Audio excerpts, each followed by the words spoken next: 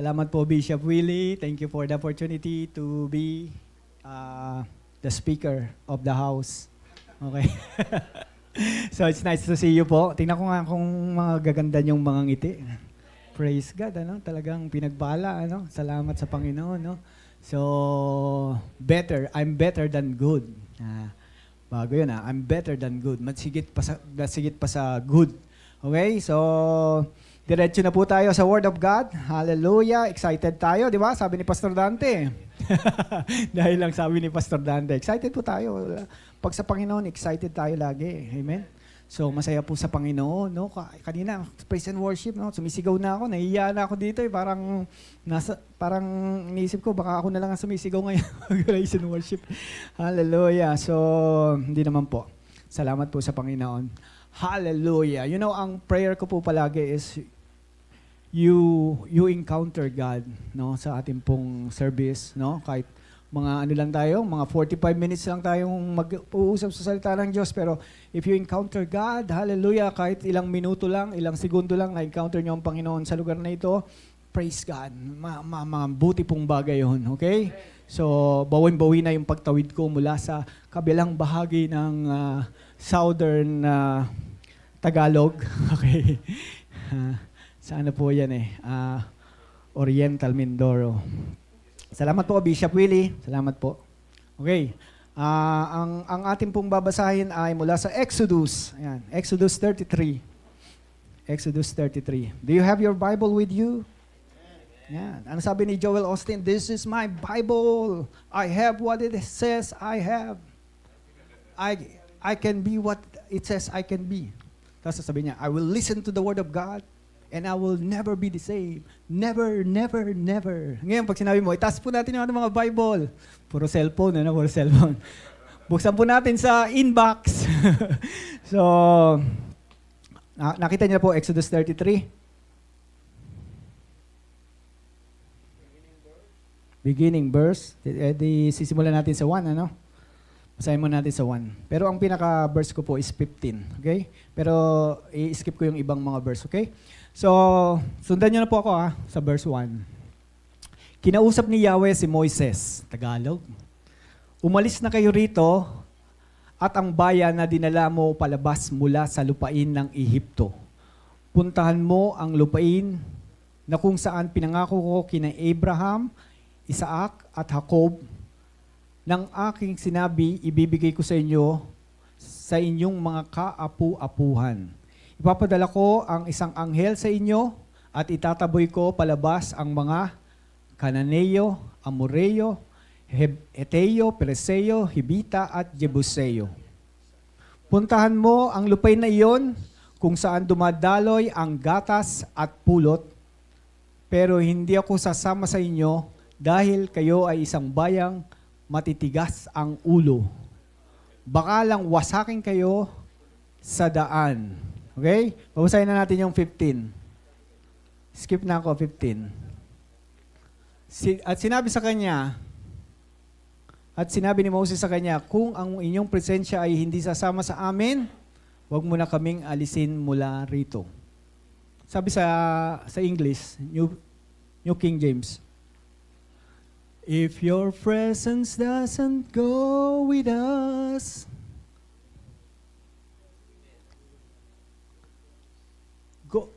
do not bring us up from here. Yan. So, saglit po tayo manalangin. Maraming Diyos, marami pong salamat at we believe your presence is in this place. We believe that you are with us, the Holy Spirit. Hallelujah. In our hearts, we stir it up, Lord God. Hallelujah. And we pray na mabuksan po ang aming spirito, that you open the eyes of our hearts. Hallelujah. That we may know and we may receive the spirit of your revelation at maintindihan po namin all the things that you have prepared for us and all the things that we can benefit from. Salamat po, Panginoon. And we pray, Lord God, na hindi masasayang yung salita. And we pray, Lord God, na pagpapalain kami ng iyong mga salita. Salamat po, O Diyos. We give you praise in Jesus' name. Amen and amen. Palakpakan muna natin ang Panginoon. Praise God! Hallelujah! Anong energy level ko ngayon? Okay, so ang title po is The Presence of God. Simple lang yung title, ano? The Presence of God. This is a series. Parang babalik pa eh, no? Hindi nga eh. Talagang ang title ko dapat is How to Manifest the Presence of God. Kaya lang, sa susunod na, ano na yun, series. Hindi sa Wednesday, Hindi ko alam kung kailan. pero sabi ni Lord, dito ka muna. Mag-dwell muna tayo doon sa the presence of God muna. Magandang topic yun, no? How to manifest the presence. Magandang topic po yun. Susunod yung part 2. Dito muna tayo sa presence of God. So dito po, ang binasa natin ay panahon ni Moses. Nandun sila sa ilang for many years na, paikot-ikot lang doon. Tapos, nagalit si God sa kanila. Bakit kaya nagalit si God? Kasi laging reklamo na reklamo eh. No? Wala kayong makain. Ba't mo kami dinala dito? Magugutom kami, nauuwo kami. Okay? So, kada ano reklamo. Kahit kada may nangyayari reklamo. Alam niyo po kahapon, salamat sa Panginoon, yung buong Oriental Mindoro ay brown out. Ano? Nagme-message si Pastor Cesar. Sabi niya, Kumusta mga kababayan? Lahat ba tayo ay hindi nakatulog kagabi? Lahat ba tayo puyat? Okay? So, salamat sa Panginoon, nandito kami. Walang brownout. Pero, salamat po sa Panginoon kasi ano ba pinagpapasalamat ko sa Panginoon? Ito. Dito muna tayo. Kaya ako naulit yun kasi pag ganun sa amin, marami nagrereklamo. Pagka walang ilaw, walang kuryente, marami nagrereklamo. Makikita mo kaagad doon sa posting nila sa sa Facebook. Ano ba naman yan? Ormeco, dadadadadadan. Samantalang yung head ng Ormeco ngayon, yun yung tatakbong mayor sa Victoria. Ewan ko kung mananalo siya. Good luck na lang. Okay? So, si Humphrey. Ayan, kilala nyo. Humphrey Dulor. Okay. But anyway, dahil sa mga reklamo nila, galit na galit ang Diyos sa kanila ngayon. No? Pasalamat tayo, nasa New Covenant tayo. Okay? Pero nung panahon nila, biruin mo, sabi pa naman ng Panginoon, hindi na ako sasama sa inyo. Punta na kayo lang doon. Punta na kayo sa Promised Land. Sige? Pero hindi na ako sasama sa inyo. Baka maubos kayo. Di ba? Ganun ang sabi sa English eh. No? Baka maubos kayo sa daanan pa lang. Maubos na kayo. No? So, tingnan nyo to. Ang ganda po nung pangako ng Diyos eh, sa mga Israelita eh. Sabi ng Lord, pumunta kayo doon, tapos doon ay a land flowing with milk and honey. Ibig sabihin po noon, napakasagana. Milk and honey. Nagpo-flow. Okay? And so, ang sabi po doon, alam natin, di ba? Nakakita sila ng ubas. Yung ubas, isang buwig, hindi kayang buhatin ng isang tao. Kailangan 2 tao. Mayroon pa silang, ano tawag doon? Pingga. Pingga. Naalala ko, napalo ako ng ganun. Sakit pala na. Yung pingga. Nagnanakaw lang kami dati ng milon sa Rapindan. Napalo ako. Di ba? Kalimutan na natin yun. Anyway, ganun, no? Binubuhat nila. Ano? Sabi ni Bishop Ador dati, gano'ng kalaki kaya yung mga ubas nun kung kailangan mo pang pinggain. No? Ang lalaki siguro nun. No? So, saganang-sagana. Tapos, ito pa promise sa kanila. Pupunta kayo sa lugar na pupunta kayo sa mga bahay, titira kayo sa mga bahay na hindi kayo ang nagtayo. Okay? Iinom kayo sa mga balon na hindi kayo ang naghukay. Kakain kayo ng mga halaman, mga prutas, mga pagkain na hindi kayo ang nagtanim. Okay? So, grabe, di ba? Doon sila pinapapunta ng Diyos. Okay? Tapos, sabi ni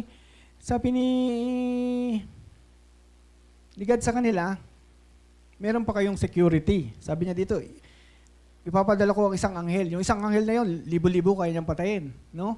And it talks about security. No? Pag inimagine ko, papupuntahin kayo sa isang subdivision na may security, tapos merong mga bahay na doon nagawa na. Okay? Tapos meron ng tubig, meron ng kuryente, wala ka nang aasikasuhin, titira ka na lang, kakainin mo na lang. Ang sarap, di ba? Pero ang sabi ni Moses, wag mo na ako papuntahin dyan. Wag mo na kaming papuntahin dyan. Bakit kaya? No? Wag mo na kami papuntahin dyan. Bakit po? Kasi ito maganda eh. Nung Sunday po, iniisip ko nung Sunday kasi, saan ako mag-church? Yung mag-ina ko, magpunta sila dun sa tita nila sa Tagaytay. Okay? So ako, nag-iisip ako, saan ako mag-church? There was a time nagpunta ako dun sa Pateros, dun kami nag-church mag-ina. No? So free ako eh. Okay, kahit saan. Tapos, ang problema, si nanay ko, ang tagal nang hindi nakaka-church, hindi siya nakapunta nung Mother's Day, nung May pa. So, kasi, kaya hindi siya makapunta, yung ate ko, Debbie, na supposed to be sasama sa kanya, may sakit ngayon. Medyo nagpapagaling, okay? So, isama niyo sa prayer. So, ang tagal na nilang hindi nakakapag-church, no? Sabi ko, saan ako, ate? So, sabi ko sa kanila, gusto niyo ba, dito na lang tayo sa bahay, mag-house church tayo. Sabi niya, sige, maghahanda kami ng communion. So, naganda po silang communion, tapos in-invite yung kapitbahay, okay? Message ko si Edong ayaw sumagot eh. So, but anyway, may mga kapitbahay po kami, 2, na nakasama po natin. And doon po sa aming pong supa, sa aming Salaset, doon lang kami house church. Ang sarap, no? So, ako yung nagigitara, and si Debbie yung kumakanta, kami lahat kumakanta. Doon pa lang naramdaman namin yung presence ni Lord eh. Ano? So, iyak ako, tumutulo luha ako. Kilala ko naman ito, hindi ako nahihiya. Mga kapatid ko, no? So, ang kagandahan sa house church, pag nasa worship kayo, hindi mo iisipin yun, nakadalawang joyful na, dalawang worship na, announcement na susunod. Wala nang ganoon. Okay? Diretso mo, okay? Hanggang maghapon kayo doon. Nasa bahay lang kayo eh. Maghapon kayo, mag-worship kayo. Sige. So, worship kami, worship. Hallelujah. So, nakita ko po yung kahalagahan ng presensya ng Panginoon. Yun ang sinasabi ni Moses, Lord, pag kami, Lord, kung hindi ka sasama sa amin, yung presensya mo, hindi namin kasama, wag na lang. Okay na, kahit wala kami ng bahay na sinasabi mo, wala kami ng land flowing with milk and honey, wala kami ng protection, security, okay na. Mas mahalaga, the presence of God. Hallelujah. And I would like to tell you this. Ang buhay nyo, kaya lang magiging maganda yan because of the presence of God. Tama po ba? And I tell you also na kahit mayaman ka, kahit you have everything in your life, no? But you don't have the presence of God, bali wala rin. Naintindihan niyo po? Wala rin. So the presence of God is the most important thing in our lives today. Kaya kailangan, lagi ka nasa presensya ng Panginoon. Always that you are nararanasan mo or aware ka of the presence of God.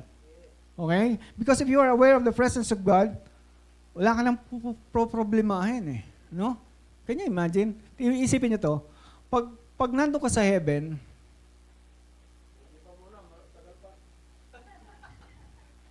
o doon muna tayo sa hell.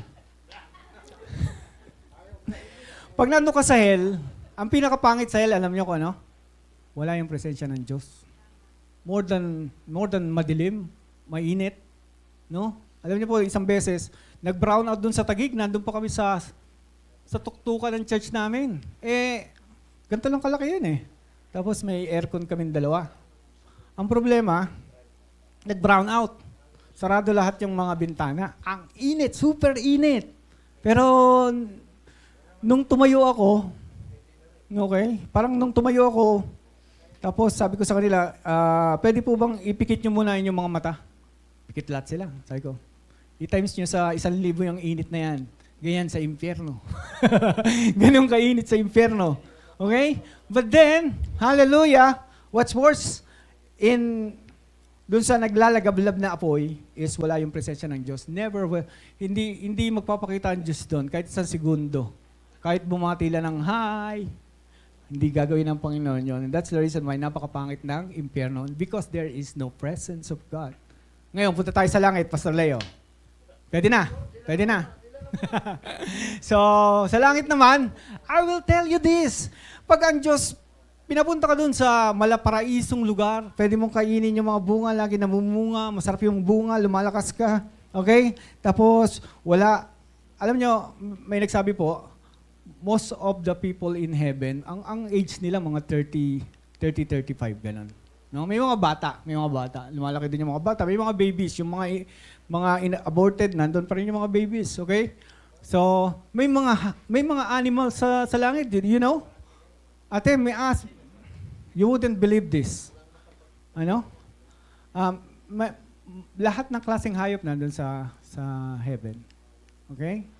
If you ask me, Pastor, yung namatay kong hayop, pwede bang nandun? I will never answer that. I will tell you, I will never answer that. May nakakita. Binati siya ng unggoy niya. Oo. Lumabas yung unggoy niya from the jungle daw. Tapos, nung nakita siya, tinatanong siya, where are the boys? Yung mga anak niya, tinatanong, nasaan yung mga anak mo? Ang sagot niya is, nandun pa sa earth. Okay? Tapos, so ako na ikukwento sa inyo. But let me tell you this. Okay? Alam niyo ba yung si Isaiah, nung umakyat siya, may kasama siyang kabayo. Di ba? Kasama siyang kabayo. Anyway, so the presence of God is so important. Pag naintindihan natin, if you want your life to be so a wonderful life, good life, kailangan mo presence ng Lord. Okay? May problema dito, of course, may problema. Pero kahit may problema, pag kasama mo yung presensya ng Panginoon, masaya ka. Di ba? Masaya ka. Kasi kasama mo yung presensya ng Panginoon. Okay, so much for dito kay Moses. Sabi niya, Lord, pag hindi namin kasama yung presensya mo, hindi na kami paalis. Dito na lang kami, walang problema, dito lang kami. Okay? So ganun niya binavalue yung presensya ng Panginoon. Napakahalaga para kay Moses. Okay? So ngayon, simple lang po itong ating pag-aaralan. Okay, I know you understand the presence of God. I know lahat tayo nararanasan natin yung presensya ng Panginoon. It's not only the feelings, no? Hindi lang yung feelings na, ay, parang nandito ang Panginoon. Parang nararamdaman ko ang Panginoon. Hindi lang po yun, no? Sometimes the word, if you want to manifest, bigyan ko na kayo ng simple, no? If you want to manifest the presence of God, you just have to open your mouth. You just have to open your mouth. Kasi sabi, out of your innermost being, out of your heart, will flow rivers of living water. Nasaan na ngayon yung rivers? Nandito. Okay? Out of your innermost being. Magpo-flow yan. Anong magpo-flow? Pag nagsalita ka ng healing, it will heal the sick. Pag nagsalita ka ng prosperity, it will prosper you. Pag nagsalita ka ng the goodness of God, you will manifest the goodness of God. Okay? So, out of your innermost being will spring rivers of living water. Anong kailangan mong gawin? Ibuka mo yung bibig mo. Hallelujah. Thank you, Lord. I trust you, Lord. I love you, Lord. Okay? So, doon tayo sa outline po natin. Alam niyo, during this season in my life, mas nararamdaman ko yung presensya. Mas aware ako. Mas expecting ako na the presence of God is in this place. Yun ang lagi kong pinagpe-pray every time na may gathering sa church. Presence of God. Hallelujah. Now, if you are only thinking of the presence of God as yung naramdaman mo, ano po yun icing on the cake yun Ibig sabihin, parang ice cream lang yun, ice cream. No? Ang sarap ng ice cream. Lalo na sa mga D-group, ang sarap ng ice cream. Di ba? Pero, hindi ka pwedeng mag-ice cream everyday. Okay? Kasi magagalit si Mrs. Si Mrs. magagalit. Kasi tataas ang blood sugar mo. So ngayon, hindi pwedeng, Lord, gusto ko maramdaman kita. Hindi, minsan sinasabi ng Lord, lumarga ka na. Gawin mo na yung pinapagawa ko sa'yo. You just say, yes, Lord. Lakad ka na. Wala ka naramdaman. It's the same thing. Okay? It's the same thing. Kasi ganito may nangusap ang Panginoon sa 3 tao. Pare-pares yung sinabi niya, anak, pumunta ka dito sa lugar na ito at ipahayag mo yung gospel. Narinig nila ang voice ng Panginoon, pare-pares silang 3. Yung isa, nung narinig niya, ang ginawa niya, sabi niya, thank you Lord. Sige, pupunta ako. Lumakad na siya. Yung isa, sabi niya, wow, narinig ko ang presence ng Lord, narinig ko, naranasan ko, iyak siya ng iyak. No? Yung isa naman, nagsisisigaw. Wow! Parang, ganyan niya pinaprocess yung kinausap siya ng Panginoon. Pero there are people na Ang problema, yung nagsisigaw sa kayong iyak ng iyak, hindi mo alam kung ginawa nila yung pinapagawa ng Diyos. Mas okay pa ako doon sa una. No? Parang walang feelings, pero diretso. Kasi hindi mo masasabi, ang tao, iba-iba emotion. May mga taong emotional, may mga tao namang hindi naman emotional. Pero kung paano ang pagtanggap ng puso mo. Okay? Kaya hindi ko mo pwedeng sabihin na, eto, laging puspus to kasi laging dumadapa yan, laging ano. No? May tao kasing ganun lang. Ganun lang. Naalala ko yung illustration ni Bishop. Papaypay pa nga yung illustration ni Bishop. Pero nadadama niya yung presensya ng Panginoon. Yan. So, ngayon, dito lang ako sa the benefits of the presence of God. Okay, the benefits of the presence of God. Ano ang benepisyo ng lagi mong nararanasan ang presensya ng Panginoon? Sabi po sa Psalms 16:11. Okay, Psalms 16:11. Makikita ni Ate Babe. You will show me the path of life. In your presence is fullness of joy. And at your right hand are pleasures forevermore. Okay? Sa presensya ng Panginoon, kung gusto mo yung hindi lang yung kaligayahan, yung fullness, yung punong-puno ka ng kaligayahan. Puspus ka ng kaligayahan. Saan mo makikita yon? In the presence of God. Hallelujah. No?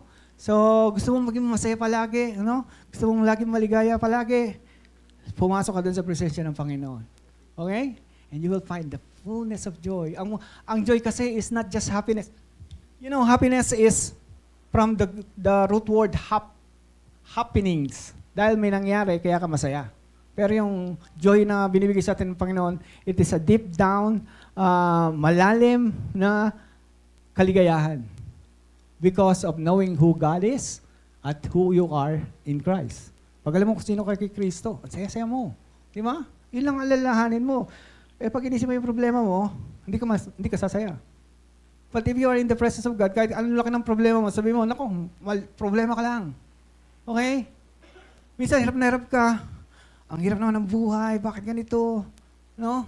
But if you think of the presence of God, di ba, kasama ko ang Panginoon.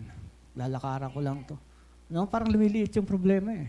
Kasi minamagnify mo siya eh. When you're looking at the presence of God, minamagnify mo yung presensya ng Panginoon. Na malaki na talaga, nakikita mo mas malaki. You are using your telescope. No? Hindi ka ginagamit yung microscope. Ang microscope kasi, yung maliit, napapalaki niya. Pero yung telescope, malaki na, mas lumalaki pa. Okay? So habang tinitingnan mo ang Diyos, nakikita mo yung kalakihan niya. Wow! Ganito kalaki ang Diyos ko. Ano ba naman yung problema?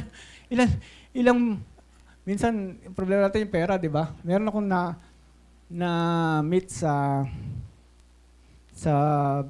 Rojas. 130 million ang kanyang utang. 130 million. Sabi ko, ako ano lang eh.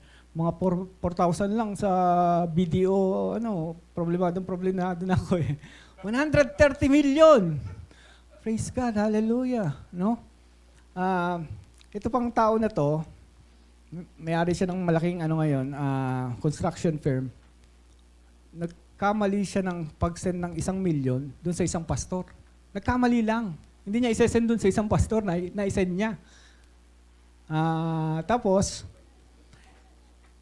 siyempre, yung pastor, nakita niya, uy, 1 million, send to me. May nakita siya, uy, 1 million, para sa akin. Sino kaya nagbigay nito? Tapos tumatawag na sa kanya, Pastor, nagkamali lang po ako. Hindi ko sa iyo ibibigay yan. Na-send ko po sa inyo. Sabi ko dun sa pastor, kinakwento ng pastor eh. Sabi ko, sana sinabi mo, who you? para hindi mo na ibabalik. So, can you imagine?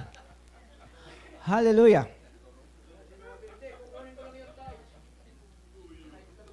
Pag napunta kayo sa Victoria, papakilala ko sa inyo. May church doon eh. Di bale, saka ako nasasabihin sa inyo.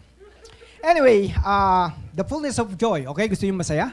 Masaya ka palagi? Everyday masaya ka? Go to the presence of God. Hallelujah. Anong problema mo ngayon? Anong alalahanin mo ngayon? If you come to the presence of God, mawawala yung bigla. Di ba? Set our eyes upon Jesus. Look full is wonderful,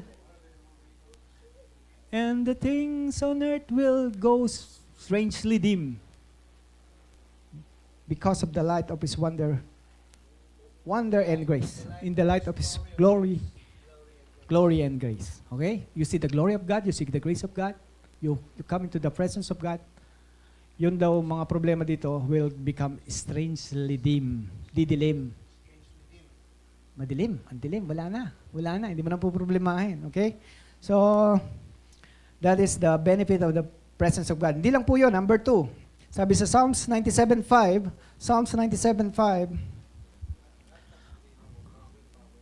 the mountains melt like wax at the presence of the Lord. At the presence of the Lord. Inulit. Okay. So, what is mountains? What are mountains? Ito yung mga mahirap maalis sa buhay mo, mga circumstances, mga trials, mga tribulations, mga persecutions, mga alalahanin, mga worries of life. Okay? So, it all melt like wax. Imagine niyo bundok ng... Ay ba nakita niyo bundok dito? Di sa Laguna. Ayan. Tapos naging parang butter, naging wax. Okay? Nalusaw. No? Bakit nalulusaw? Because of the presence of God. Okay? So, lulusawin yan lahat ng alalahanin mo. Okay? The presence of God. Number 3. Bilis natin Number 3, Acts 3:20. Acts 3:20. And that He may send Jesus Christ. Parang mali Jesus Christ was preached to you before. Ibang translation. Nandyan yan. Iba lang ang translation.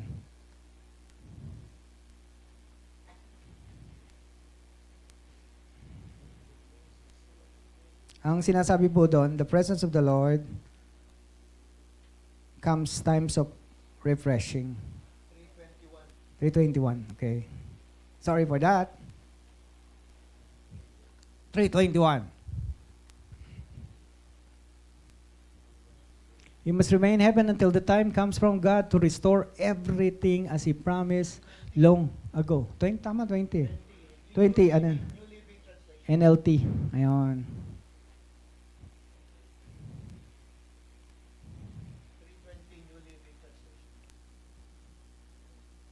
Yeah. The wonderful times of refreshment will come from the presence of the Lord. And He will send Jesus, your Messiah, to you again. So, gusto natin yung di ba? Rest and refresh, di ba? Rest and refresh. Sa mga company may ganyan. No? May rest and refresh tayo. No? So minsan sa pamilya, sinasabi natin, magbe-beach tayo, magre-refresh tayo. Ang problema, papaalis ka pa lang na-stress ka na sa mga kasama mo. Okay? Tapos pagpunta mo doon sa lugar, na traffic ka pa. No? Tapos pagdating mo pa doon sa Airbnb, hindi malaman, hindi ho kayo dito. Dito ba yung nyo?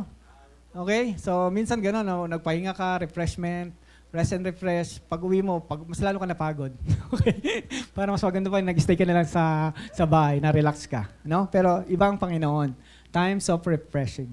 Okay? So, sa Tagalog, alam niyo kung ano lagay sa Tagalog yan? Panahon ng pagbabagong lakas. Ganda, di ba? So, minsan, ang dami mo ng kinaharap na problema, gusto mong mapahinga, okay? Pumasok ka sa presensya ng Panginoon sa I tell you. Hallelujah. Para ka nagpunta sa Boracay, sa Bacolod, sa sa Nubali. Okay. You are refreshed. Hallelujah. Ito, sumapit na ang panahon ng kapahingahan. Okay, dyan. Kapahingahan. Okay? So, yan ang problema ng mga Pilipino ngayon. Marami stress, no? Sa dami ng iniisip, hallelujah. Stress na stress sa babayarin sa mga apo natin. Iba na kasi lumalaki raw yung mga apo. Iba na mga ugali. Mga puro cellphone, puro hawak, okay? So, kailangan mong ma-refresh. Yan. Times of refreshing. Okay? Here in your presence. Diba? So, ang number 1 natin, benefits? Number 9, fullness of joy. Number 2 natin ay mountain melt like wax. Number 10 natin, times of refreshing. Number, 2 Corinthians 13. Tingnan natin. Number 4 po natin, 2 Corinthians 13. 2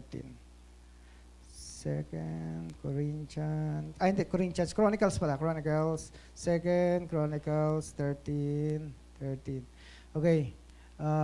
Ito po, ang sinasabi po dito is yung kay Obed-Edom. Okay? So, yung kay Obed-Edom po, ang sinasabi po doon, napunta kay Obed-Edom yung Ark of the Covenant. The Ark of the Covenant, alam niyo po ko yung Ark of the Covenant, ito po ay isang box na pinipinggarin. Okay? Pag nanood kayo ng Raiders of the Lost Ark, Indiana Jones, part 1 yun ha. So, ang Raiders of the Lost Ark, ang laman po nun is, sino kakalam? For 5 points. Ang laman po nun ay yung 10 Commandments, stone, Aaron's rod na nagkaroon ng bud. Tapos, saka yung manna, naka-preserve. Manna from heaven. Yung wafer na kinakain nila na sabi nila, ano to? Ano to? Hindi ko alam, ano to? Wafer. Ang ibig sabihin nun, manna. Okay? So, it speaks about the presence of God. Kaya yun ang gustong-gusto ni David. Sabi niya, dali niyo saan? Dali niyo dito yan sa karyan. Okay? Tapos, sabi pa ni David, kailangan ipagawa ko ng templo ang Panginoon. Sabi ng Lord sa kanya, anak, masyado nang maraming dugo dumanak dyan sa kamay mo. Kaya yung anak mo na lang, si Solomon. Okay? So, but it is the presence of God. At si David gustong-gusto niya iyon na maging sentro. Kaya nung dumating yung presence of God, yung Ark of the Covenant dumating sa Jerusalem, anong ginawa ni David? Nagsasayaw. When the Spirit of the Lord is in my heart, I can dance like David danced. Iba ang sayaw niya. Bigay na bigay. No? Parang yung kay Kuya Ali kanina. Hindi, masigit pa doon. When the Spirit of the Lord, yan. So, tapos ano pa siya? Naka-underwear lang siya, di ba? Sabi, naka-underwear lang siya. No? Nagalit yung kanyang asawa. Yung Reyna. No? Sabi, anong ginagawa mo? You are undignified. Yan ang word niya. Undignified. Hindi ka na kagalang-galang sa ginagawa mo na yan. Oh, yun ang sinabi ni David. Okay? So, because he gives importance to the presence of God. Ngayon, ang story nung kay Obed-Edom, hindi yata dyan yun. Ang story kay Obed-Edom, nung napunta sa bahay ni Obed-Edom, kasi hindi nila madali. Kasi may namatay eh. Nagkamali hawak eh. Inawakan eh. Dapat hindi hawakan eh. Si Usa, no? So dahil nagkamali, daming scholars dito dahil nagkamali, dun muna kay Obed-Edom. Pero sabi doon, yung lugar ni Obed-Edom ay dumami, pinagpala sila, no? So ilang araw lang nandun sa yung Ark of the Covenant, pinagpala sila ng sobra-sobra. Wow, grabe, no? So you know where the Ark of the Covenant is now? Alam niyo nasa na yung presence ng Lord ngayon? It's in your heart. It's in your heart. Wala nang templo ngayon. The church, hindi yan templo. Don't say na, this is the house of prayer. No. We are the temple. Tayo yung templo. It's here. No? Kaya mali yung mga kanta natin na, come Holy Spirit, I need you. Come Holy Spirit, fall on me. No? We pray na, ano yung isa yung Holy Spirit rain down. Rain down. Umulan kang pababa, Holy Spirit. Lahat po yung kinakanta natin, mali. Okay? So, yung maganda yung kanta ng City Harvest, yung Come Holy Spirit, fall on me now. Kami, ang ginagawa namin, tinatagalog namin. Kasi doon sa Tagalog, medyo naiba niya. No? Bakit mali yung Come Holy Spirit? Because you are thinking ng Holy Spirit, wala sa'yo. Nasa labas. From outside, papasok pa lang sa'yo, come. Kaya sinasabi mo, come. Pwede mo sabihin, you are welcome. No? Holy Spirit, you are welcome. Pero to come and to rain down, mali na yun. Okay? Hindi mo na pwedeng sabihin na bumaba yung Holy Spirit. Kasi nasa sayo na eh. The Holy Spirit is in you. Okay? Okay. Now, yung kanina, ginawa rin kanta ni ni Don Moen, di ba? Yung, if your presence doesn't go with us, Lord, do not leave us in this place. Lord, we need you here. As we go from here. So, ang mali po doon, Old Covenant yun. Oo. Kasi, ang Holy Spirit noon, pumupunta pag kailangan. Pumupunta kay Samson para lumakas si Samson. Okay? Kaya naman si Samson, hindi siya nanghina dahil ginapit yung buhok niya eh. Umalis na yung Holy Spirit sa kanya. Okay? So, ngayon, kaya may mga kanta tayong binabago natin. For example, Pusong Dalisay. Ang aking nais, nalikhain mo, Diyos, para sa akin. Anong mali doon? Nilikha na eh. I have changed your heart of stone to a heart of flesh. Pinalitan ko yung pusong masuwayin sa pusong masunurin. So, ano gagawin natin? Pagkakantayin natin, Pusong Dalisay, ang aking nais. Pwede ba? Nilikha mo, Diyos, para sa akin. Nilikha na. Okay? So, ano pa ba yung mga kanta? Yung kinakanta na namin yung Blessed be your name. Da-da-dum. Da-da-dum. Da-da-dum. Blessed be the name of the Lord. Blessed be your name. Ang mali doon, yung bridge. You give not take away. You give not take away. Jesus is the giver of life, the life giver. And He is not the life taker. May message si Bishop yan, 1996. 1996 pa. Tagal, di ba? Naalala ko yung mga turo ni Bishop, meron siyang series ng Eagle. Anong title nun? Nakalimutan ko na eh. Pero nung ginawa ko yan, nilalagay ko kasi sa notebook ko dati. Ginawa ko yung kay Bruce Lee, The Return of the Eagle. The Way of the Eagle. Yung kay Bruce Lee, The Way of the Dragon. Ginawa ko Eagle. Ang ganda na, no? Pastor Bishop Willie, hindi ko makakalimutan yon, yung kay Abraham Lincoln. Pambihira yung kay Abraham Lincoln. Kinento ni Bishop unti-unti. Natalo, nagkautang, natalo sa Congress, natalo uli sa Congress, natalo sa Senador, natalo sa Vice President, nung President, nanalo. Wow, agila talaga. Okay, so ang ganda po nun. Okay, mga mga classic. Okay, mga classic. Amen. So nasa na tayo? Kay Obed Edom. Okay.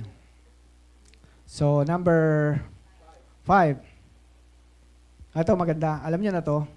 Genesis 39:3. The presence of God gives us success. Okay? The presence of God gives us success. Saan natin makikita yon? And the Lord was with Joseph and he was a successful man, a prosperous man. Di ba? So, yun, hindi sinabi yung presence, pero yun yung essence nun. The Lord was with Joseph. Okay? Imagine niyo, nung pumunta si Joseph sa Egypt, wala siya kahit ano. Walang pera. Ano? Wala nga damit eh. Nasa auction eh. Pag nasa auction ka, titingnan ka, lahat ng balat mo, patingipin mo. O, buo pa, buo. O, 100% buo. Tingnan yung balat. May hadhad, alipunga, bune, wala. O, ayos. Okay? Kaya wala siya ni anuman. Walang saplot. No? And imagine this, wala siyang kakilala dun sa Egypt. And imagine this, hindi niya alam yung language ng mga Egyptian. Pero only that time, nung napunta siya sa Egypt, sinabi sa Bible, the Lord was with Joseph. Only that time. No? Kasama niya ang Diyos. And you know, whatever he does, prospers. Anong whatever he does? Utusan siya eh. Magtanim kayo ng kamote. Prosperous yung kamote niya. Yung mga kamote ng mga kasama niya, maliliit, may ano pa, ano yung may lasa? May ulalo. Isa kanya magaganda. Yung kamatis niya malalaki. Okay? Pag sinabing, lahat ng mga alipin, ikuha niyo ako ng tubig, maghukay kayo ng balon. Si Joseph, kasama niya ang Diyos. Awareness of the presence of God. Lord, saan ako maghuhukay? Yung mga, yung mga kasama niyang alipin, sabak na kagad. Sige, mas mauna ka, mas marami kang mahuhukay na balon dito. Si Joseph, naglalakad pa. Sabi ng mga kasama niya, tingnan mo, wala mauukay yan. Lakad ng lakad. Yung pala, he is talking to his God. Wala siyang Bible study, wala siyang pastor. Wala siyang Bible. Kaya imagine, walang Bible. Hindi mo na isusulat. Ang susulat ng Bible, yung apo niya, si Moses. Oh. Ang alam niyo lang, sinabi ni Tatay Jacob, Tatay Israel, na merong Diyos na pwede mong tawagan, mahal tayo ng Diyos na magbigay ng langit at lupa. Yun lang alam niya. No? Walang theology. Walang Bible study. Anyway, so lahat ng ginagawa niya, nagpa-prosper. Kaya yung, sabi niya, dito Lord, o sige, pag ano niya, pala niya, tubig ka agad. Okay? Tubig ka agad. Ang linaw pa, crystal clear, because the Lord was with him. And this is the, sige ba, palakpan natin ang Panginoon. This is the secret to success. Hallelujah! Okay? Iba, hindi nila alam anong success, no? Ang worldly success, yung yumayaman ka, dumadami kotse mo, ang gaganda ng bahay mo, worldly success. Lumalakas ang kapangyarihan mo, okay? So, sa ating mga Kristiyano, what is success? If you are doing the will of God, if you know the will of God and you're doing it, you are successful. You are successful. Plus, may kasama pa yung manifestation. Be-bless ng Panginoon yung ginagawa mo. Okay? But the very fact na, alam mo, ito pinapagawa sa akin ng Panginoon, gusto lang ng Panginoon kumanta ako, gusto lang ng Panginoon mag-bass, guitarist ako. Okay? Kahit yan ang pinapagawa sa iyo ngayon ng Panginoon, if you're doing that with joyful heart, delighting in the Lord, I tell you, you are successful. Successful ka na. Okay? So, tapos na po tayo sa benefits. Meron pang kasunod. Ang kasunod naman is, parang gusto ni Lord na bumalik tayo doon. No? So, if you realize, we are successful because of the presence of God. Ganong ka-aware si Joseph sa presence of God? Nung tutuksayin na siya, nung asawa ni Potiphar, ano sinasabi nung asawa ni Potiphar? Alam nyo? Binalak namin nila Ate Baby na i-dramatize Isa lang. yung Bathsheba kay David yun. Isa lang yung salita ni asawa ni Potiphar. Ganito, lie with me. Lie with me. Anong ginawa ni Joseph? Makbo. Mga lalaki, anong sikreto para hindi matukso? Takbo! Kaya pag may nakikita kayong pastor na tumatakbo, ibig sabihin, tinutokso yun. Okay? Okay. So kanya imagine, walang nagpapaalala sa kanya. Wala siyang pastor, wala siyang brother. Okay? Pero, alam niya, kasi ganito sagot niya hindi ko kayang gawin ganyang kalaking kasalanan. He understands it is a great sin. Dapat ginawa niya po yun, magiging malaking problema. Okay? So, para hindi tayo magkasala minsan, lahat tayo, we have temptation, Yung mga hindi pastor dito, yung temptation nyo, parehas din tayo. Wala namang pinagkaiba yan, So,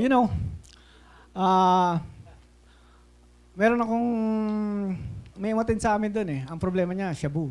So, ang temptation niya, alam niya na, mahirap po sa kanila yun. Ang advice ko sa kanya, makipag-fellowship ka sa amin. Sabi ko sa kanya, hindi mo kayang mag-isa yan.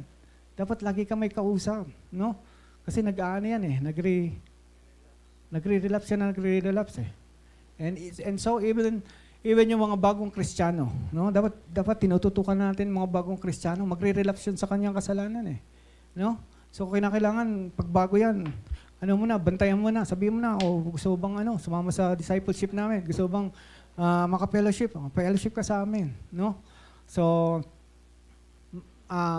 isa po sa tinuro sa akin ng Panginoon is pag gagawa ka ng kasalanan, isipin mo na agad in the future kung anong magiging outcome ng kasalanan na yon. O, example lang to. Kung isipin ako, sa akin to ha. Halimbawa, yan, sa babae. Halimbawa, may mga babae na umaaligid sa inyo. O, di ba? Now, if you would think, ako, naisip ko sabi ko, pag pumatol ako dito, konting ngiti lang to Ngayon, magagalit sa akin yung asawa ko, mawala ng tiwala asawa ko. Iniisa-isa ko yan. Yung aking father-in-law, si Capo Roy. Hindi ko alam kung paano kami maghaharap. Pag makikita kami sa kalsada, napakaliit ng tagig.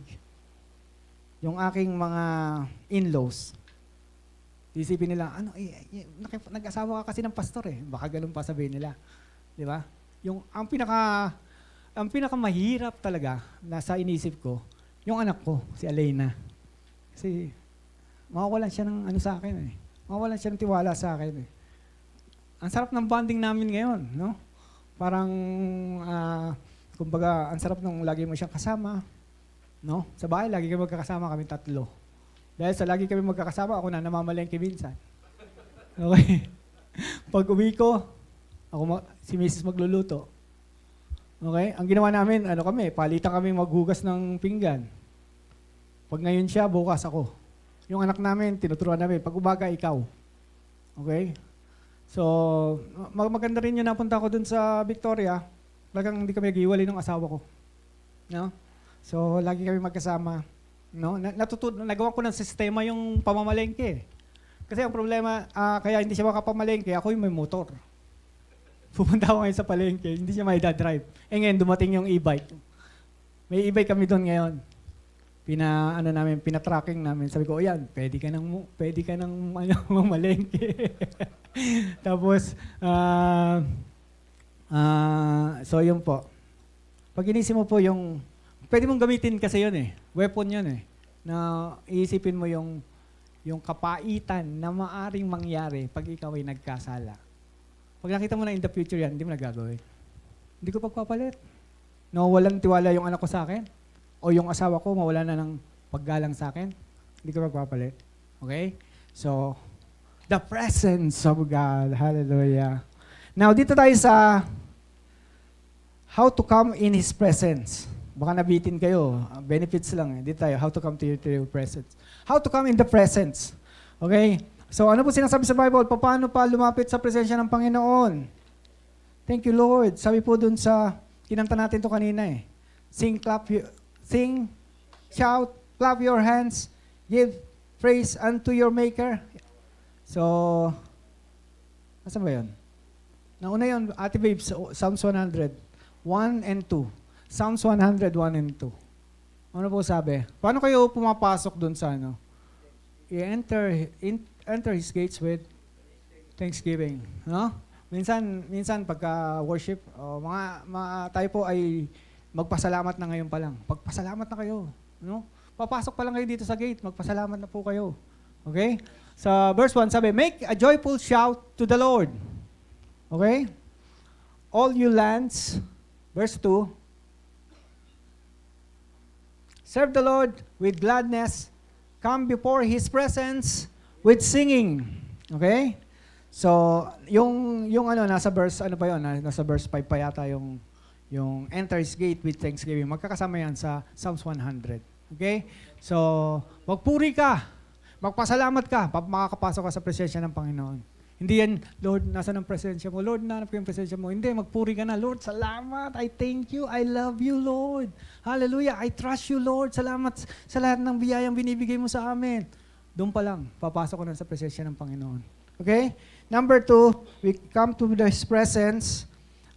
Hebrews 10:19. Hebrews 10:19.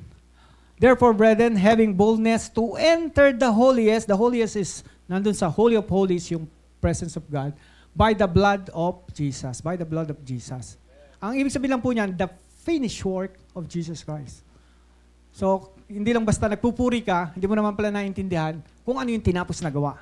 Kung anong ginawa ng dugo ni Jesus. Without the shedding of the blood, there is no forgiveness of sin. And therefore, yung forgiveness, yan po ang natin, makakapasok na tayo dahil we have been forgiven. Di na tayo natatakot, okay? Ang kasunod po niyan, syempre, is yung sa Hebrews 4:6. Hebrews 4:6. So, ano number 1? Come with thanksgiving. Number 2, come with the blood of the Lamb. Number 3 is, come with boldness. Okay? Hebrews 4:16. Let us therefore come boldly to the throne of grace, that we may obtain mercy and find grace to help in times of need. Ito ba yung wag na kayong mag-atubili, tama? Boldly. Okay? You have to understand you are righteous. Ginawa ka ng righteous ng Lord, you can come boldly anytime, anywhere. Anytime, anywhere. Okay? Nung papunta kami dito ng Thursday, umaga pa lang, nandun kami sa Calapan Pier, katabi ko yung misis ko, yung anak ko, nakatingin kami doon sa mga barko, nag-aantay, no? You know, right there and then, I felt the presence of God. Hindi ko kinakausap yung misis ko.